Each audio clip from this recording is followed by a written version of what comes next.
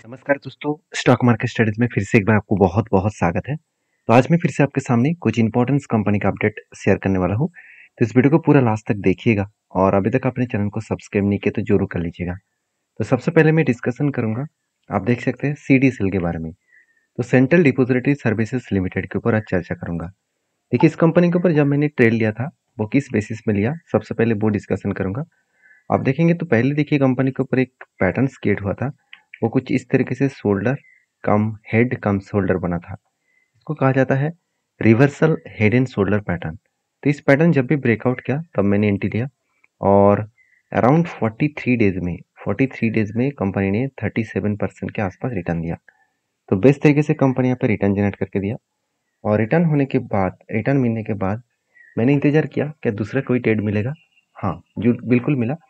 एक range basis में trade मिला। रेंज बेसिस मतलब देखिए बहुत दिनों तक एक ही रेंज के ऊपर कंपनी ट्रेड किया। इसी जगह पे कंपनी बार बार होल्ड किया, उसके बाद फाइनली ब्रेकआउट किया। ब्रेकआउट करने के बाद रिटेस्ट जब भी किया इस जगह पे एंट्री बना।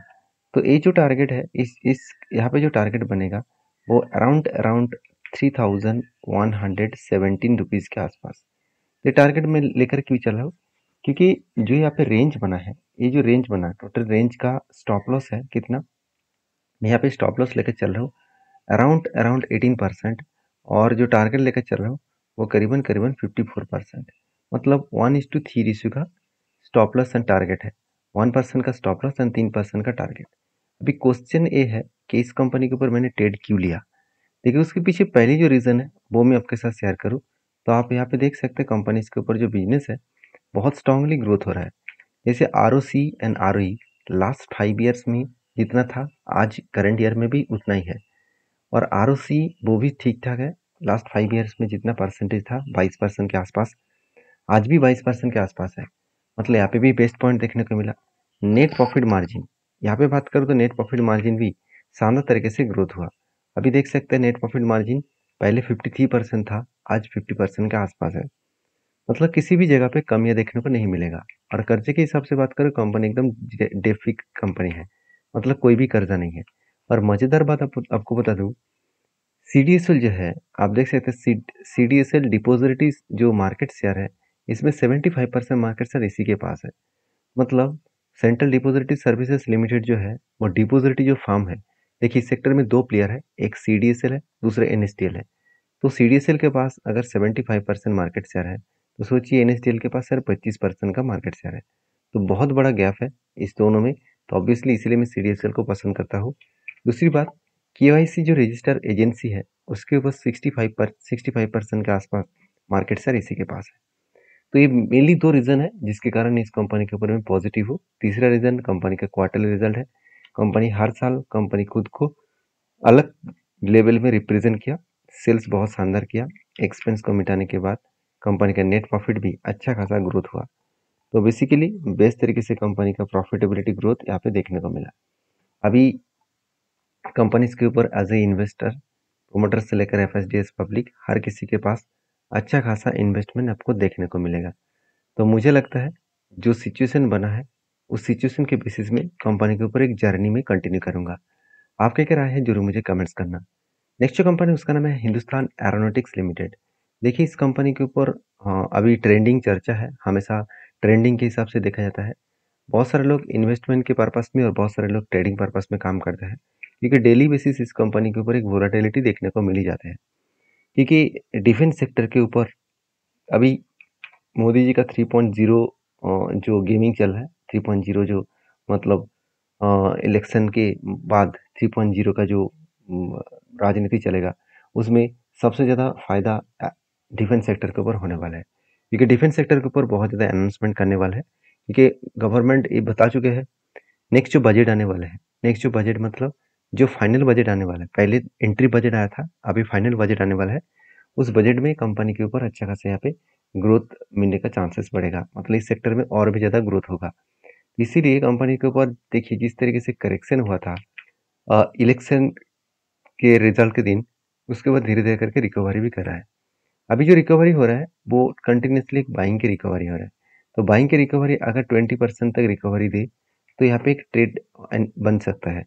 फिलहाल के लिए मेरा कोई ट्रेड नहीं है, क्योंकि कंपनी का पहले जो रेंज बना था उस रेंज को जब ब्रेकआउट किया, रिटेस्ट किया, तब एंटी बना और धीरे-धीरे करके कंपनी टारगेट को अचीव किया। 1:3 रेशियो का कंपनी का टारगेट था, वो बहुत शानदार तरीके से टारगेट को अचीव किया। मतलब कंपनी बेस्ट तरीके से यहाँ पे सिचुएशन को क्रिएट किया। अभी इस कंपनी के ऊपर 2 पॉइंट्स आपके साथ शेयर करूँगा। पहली बात, कंपनी का परफॉर्मेंस क्या सही हो रहा है, उसके लिए कंपनी का कैपेक्स देखना पड़ेगा। कंपनी कैपेक्स कितने अनाउंसमेंट किया? पिछली बार 1700 करोड़ का कैपेक्स था, इस बार वो घट के कैपेक्स 900 करोड़ हो चुके हैं। मतलब कंपनी के ऊपर जो कैपेक्स है, वो लगातार एक ग्रोथेबल सिचुएशन में देखने को मिला। मतलब बेस्ट तरीके से कंपनी का कैपेक्स यहाँ पे देखने को मिला है। अभी 2 चीज़ों को समझिए। पहले कंपनी का कैपेक्स तो बढ़ा, दूसरी बात कंपनी का जो ग्रोथ है पॉजिटिव, यहाँ पे देख सकते हैं 8 year positive for this year for this company. मतलब 8 साल तक कंपनी पॉजिटिवली मोमेंटम दिखाया। और यहाँ पे कंपनी ये भी बता रहा है कि कंपनी का जो ROC है एंड ROE है, दोनों ही आपको बेस्ट तरीके से देखने को मिलेगा। 5 साल पहले भी जितना था, आज भी उतना है। मतलब दोनों में 5 साल में और आज में कोई फर्क नहीं है। दोनों में सेम टू सेम कैटेगरीज के हिसाब से आपको ROC एंड ROE देखने को मिलेगा। डेप्थ एकदम जीरो में आ चुके हैं, कोई भी कर्जा नहीं है। और नेट प्रॉफिट मार्जिन भी बहुत शानदार ग्रोथ हुआ। आप देख सकते हैं कंपनी का 5 साल में तो 16% था, आज लेटेस्ट ईयर में करंट ईयर में 21% तक देखने को मिला। मतलब बेस्ट तरीके से कंपनी का नेट प्रॉफिटेबिलिटी ग्रोथ देखने को मिला है। अभी सबसे इंपॉर्टेंट पॉइंट इस कंपनी के बारे में बता दूं, जिसके ऊपर हर किसी का फोकस होता है, वो मैं आपको बता दूं कंपनी का बैलेंस शीट। जहाँ पे देखेंगे एक टाइम कंपनी का कर्जा था 4,000, 5,000, 5,500 करोड़ के ऊपर, और आज वो कर्जा जीरो हो चुके हैं। तो क्वेश्चन ये है कि जो कर्जा जीरो हुआ है, क्या कंपनी खुद की रिजर्व को बेचकर जीरो किया है? बिल्कुल नहीं।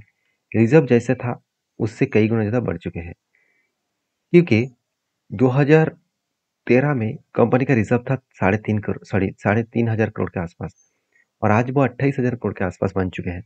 मतलब 10 टाइम्स कंपनी के रिजर्व बढ़ चुके हैं। तो कंपनी में कोई भी खराबी नहीं है, कोई भी मतलब वीकनेस पॉइंट नहीं है। और फिक्स्ड एसेट के बारे में बात करूँ तो यहाँ पे भी बेस्ट तरीके से फिक्स्ड एसेट बढ़ता हुआ देखने को मिला, करीबन 4 गुना। तो ओवरऑल इस कंपनी के जो पॉइंट है वो मैं आपके साथ शेयर किया हूँ।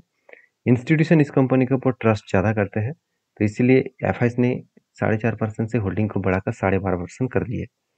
और म्यूचुअल फंड के पास 7.5% होल्डिंग था, आज भी 6.5% के आसपास होल्डिंग है। तो ओवरऑल इस कंपनी के ऊपर जो व्यू है मैं आपके साथ शेयर किया हूँ। आपके क्या ओपिनियन है, जरूर मुझे कमेंट्स करके बताइए। अगर वीडियो अच्छा लग रहा होगा तो प्लीज़ एक बार लाइक कर दीजिएगा, और आप किस कंपनी के ऊपर वीडियो देखना चाहते हैं जरूर मुझे कमेंट्स करिए। नेक्स्ट जो कंपनी है उसके नाम है, आप देख सकते हैं, इन्फोसिस लिमिटेड। तो बेसिकली इन्फोसिस के ऊपर सबसे पहले मैं टेक्निकली चार्ट पैटर्न दिखाऊंगा। देखिए, जब इन्फोसिस इस तरीके से लगातार गिरावट के बाद एक RSI के स्ट्रेटेजीज के हिसाब से RSI 30 के नीचे आया था, उस टाइम कंपनी के जो क्लोजिंग हुआ था कुछ 1412 रुपीज़ के आसपास। तब क्या हुआ, यहाँ पे एंटी बना। तब यहाँ पे एंटी बना क्योंकि RSI स्ट्रेटेजीज के हिसाब से 200 डेज मूविंग एवरेज के नीचे कैंडल जाना चाहिए, क्लोजिंग होना चाहिए। और RSI का जो लाइन है उसमें 30 का जो रेंज है, RSI का लाइन 30 के नीचे जाना चाहिए। तो इस जगह पे क्या हुआ, एंटी बना, और मेरा टारगेट है इस 70 के ऊपर ब्रेक करेगा तो टारगेट लूंगा। तो फाइनली ऑलमोस्ट टारगेट के आसपास गया था, मगर टारगेट अचीव नहीं हुआ, उससे पहले ही करेक्शन हो गया। तो इसलिए देखिए, ऊपर तो गया था मगर थोड़ा सा फिर से करेक्शन हुआ, तो इसलिए मैंने प्रॉफिट अभी तक बुक नहीं किया, क्योंकि मुझे चाहिए हाई लेवल तक। तो मैं इस हाई लेवल तक जब भी ब्रेक करेगा, उस जगह पे क्लोजिंग प्राइस में मैं ऑब्वियसली एग्जिट करूंगा। तो इन्फोसिस के ऊपर मेरा जो व्यू है वो पॉजिटिव है, और बेसिकली इस कंपनी के ऊपर मैं कंटिन्यूसली इसलिए पॉजिटिव हूँ क्योंकि कंपनी की जो ग्रोथ है वो अच्छा खासा ग्रोथ है। हाँ, एक पॉइंट्स आपको शायद वीक लगेगा, कंपनी के प्रॉफिट इस बार ग्रोथ कम हुआ, क्योंकि कंपनी का सेल्स इस बार थोड़ा सा वीकनेस देखने को मिला, और नेट प्रॉफिट भी 6,000 करोड़ से 7,900 बना। मतलब जितने हाई ग्रोथेबल प्रॉफिट होना चाहिए था इन्फोसिस के ऊपर, उतना हुआ नहीं। फिर भी मैं जरूर कहूँगा कि इन्फोसिस जैसे कंपनी सारे सेक्टर के सारे कंपनीज को बीट कर पाए। जैसे TCS के देखिए, सेल्स का आंकड़ा कितना है, सबका सेल्स का आंकड़ा ठीक सेम टू सेम है, मगर प्रॉफिट का आंकड़ा देखेंगे तो इन्फोसिस का प्रॉफिट का ग्रोथ 30% है, जो TCS नहीं कर पाए, जो एचसीएल टेक नहीं कर पाए। विप्रो और LTMINT और टेक महिंद्रा इसको तो छोड़ ही दीजिए। हाँ, परसिस्टेंट किया है, मगर फिर भी इन्फोसिस को ब्रेक नहीं कर पाया। तो एक एक गुड पॉइंट्स है कंपनी के लिए, इसीलिए मैंने पॉजिटिवली व्यू रखा, और इस कंपनी के ऊपर जर्नी को मैं कंटिन्यू करूंगा। बाकी आपके क्या ओपिनियन है जरूर मुझे कमेंट्स करके बताना। नेक्स्ट जो कंपनी है उसके बारे में बात करें, उसका नाम है क्लारा इंडस्ट्रीज लिमिटेड। तो क्लारा इंडस्ट्रीज लिमिटेड के ऊपर डिस्कशन करूँ तो कंपनी 4:1 रेशियो का बोनस देने जा रहा है। 4:1 रेशियो का बोनस का मतलब है हर एक के बदले कंपनी आपको 4 शेयर देने जा रहा है। तो जो लोग बोनस पाना चाहते हैं तो एक बार डीपली रिसर्च करें, उसके बाद काम करें। तो आई होप वीडियो में जानकारी अच्छा मिला होगा। अगर मिला है तो चैनल को जरूर सब्सक्राइब करिए। मिलते हैं नेक्स्ट वीडियो में, तब तक के लिए धन्यवाद।